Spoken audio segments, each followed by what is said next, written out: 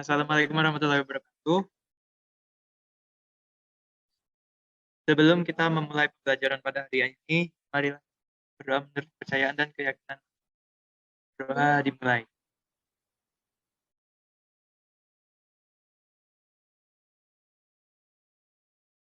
Berdoa selesai.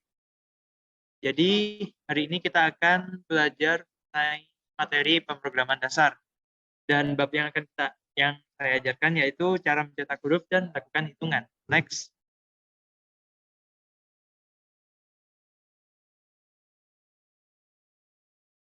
Sebelum kami memulai pembelajaran, kami akan memperkenalkan terlebih dahulu. Nama saya Muhammad dan saya ditemani partner saya yaitu Sabrina Udali. Next.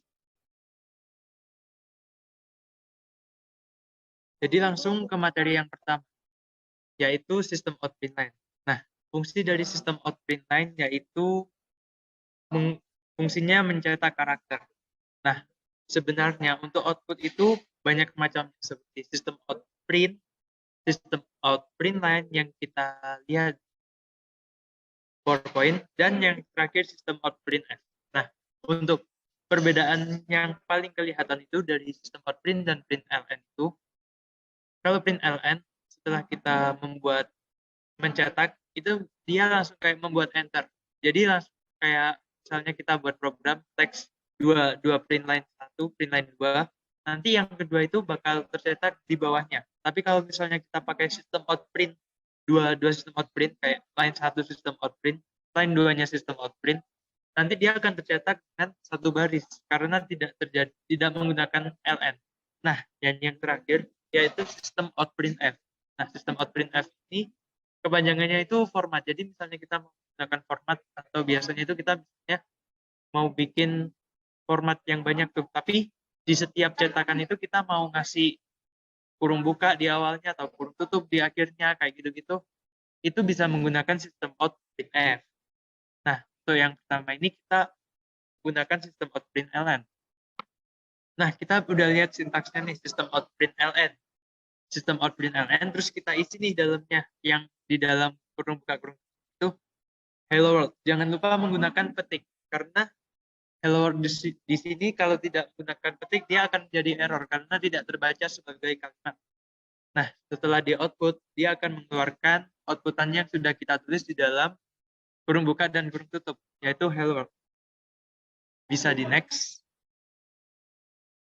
Nah, jadi ini untuk langkah pertamanya yaitu mencetak karakter dengan menulis karakter yang di dalam kurung buka kurung tutup dari sistem outprint line yang seperti di dalam hello world tadi.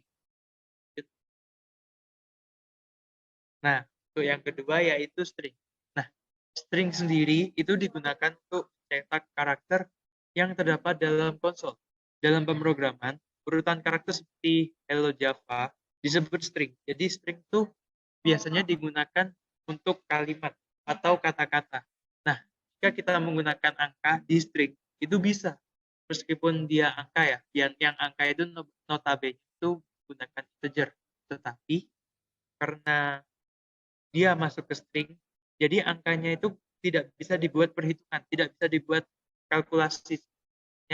Kalian mau bikin 1 plus 1 sama dengan 2 gitu ya, 1 plus 1 sama dengan, maksudnya misalnya kalian mau output 1 yang bisa ditambah lagi dengan angka lain, itu misalnya kalian pakai string itu nggak bakal bisa tapi dia nggak bakal bertambah nilainya, tetap jadi 1. Kalau integer baru kita gunakan integer itu untuk pertambahan, pengurangan, kalian dan pembagian. Tadi next.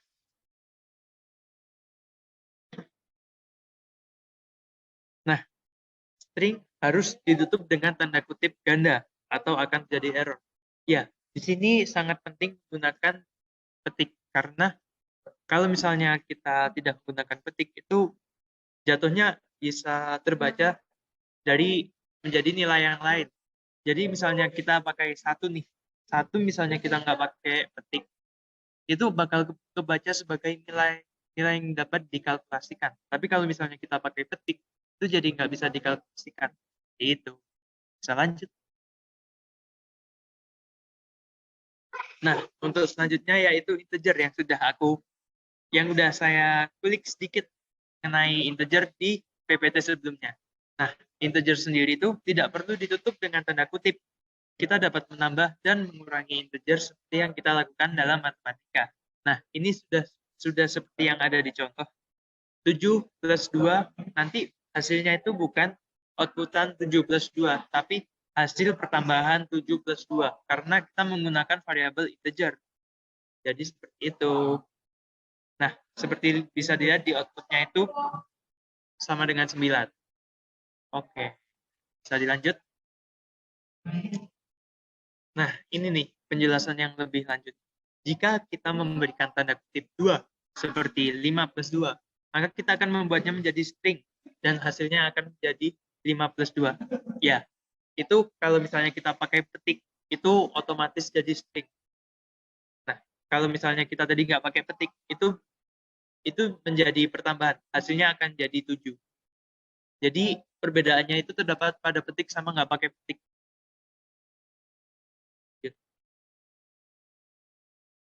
Nah, selanjutnya ada kalkulasi. Di sini kita dapat melakukan kalkulasi lain seperti kalian dan pembagian. Namun dengan simbol berbeda dari apa yang digunakan dalam matematika. Jadi kalau kita misalnya mau perkalian, kalau di matematika maksudnya ditulis di luar program itu biasanya menggunakan X ya. Tapi kalau misalnya kita pakai di PowerPoint, maaf, di program itu menggunakan bintang 5. Kalau misalnya kalian masuk X, itu beda lagi. Kalian nggak bisa pakai perkalian dengan simbol X, tapi harus menggunakan bintang. Nah, kalau pembagian tidak jauh berbeda, karena biasanya juga kita pakai di matematika menggunakan garis miring. Tapi meskipun di luar program bisa menggunakan titik dua, tapi kalau di kalkulasi program itu harus menggunakan garis miring. Dan yang terakhir ada modulus. Nah, modulus ini biasanya orang-orang pada tahunnya itu mulai dari belajar program. Modulus sendiri itu merupakan apa yang di outputnya. Jadi outputnya itu sisa hasil bagi. Jadi misalnya ini ada contoh ya, 7 modulus 3. Nah, 7 modulus 3, misalnya kita pakai per, itu jawabannya kan 2. Soalnya 7 bagi 3 adalah 2, bla bla bla bla, seperti itu kan. Tapi karena kita menggunakan modulus, nah yang dibaca itu sisanya. Jadi 7 bagi 3 kan 2 sisa 1. Nah, nanti outputnya itu 1. Misalnya aku mau ngasih contoh lagi nih. 4 modulus 2. Itu hasilnya kan 0. Kenapa kok 0? Karena 4 dibagi 2, itu sisanya kan 0. Misalnya kamu ngisi 4 per 2, itu baru hasilnya 2. Itu. Bisa dilanjut? Ini ada penjelasan lebih. Operator bintang 8, perkalian. Dan per untuk pembagian. Kalian juga dapat menghitung modulo atau modulus hasil pembagian menggunakan persen. Seperti itu.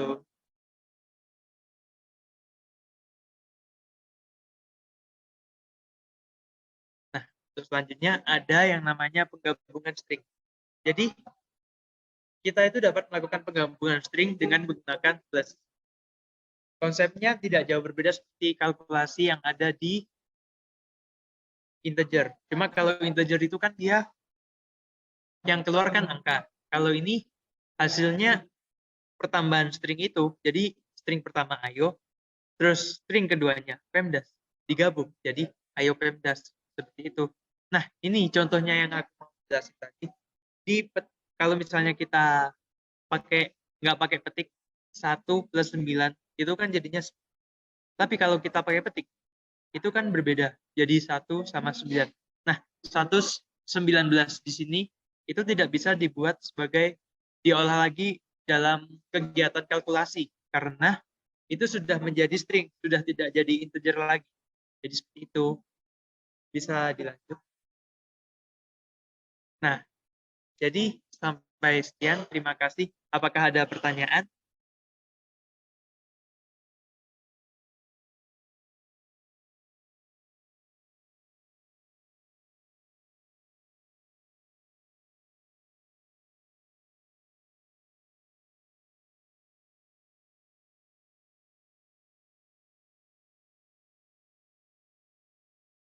mungkin tidak ada pertanyaan, bisa langsung saya tutup. Sebelumnya saya mau sih.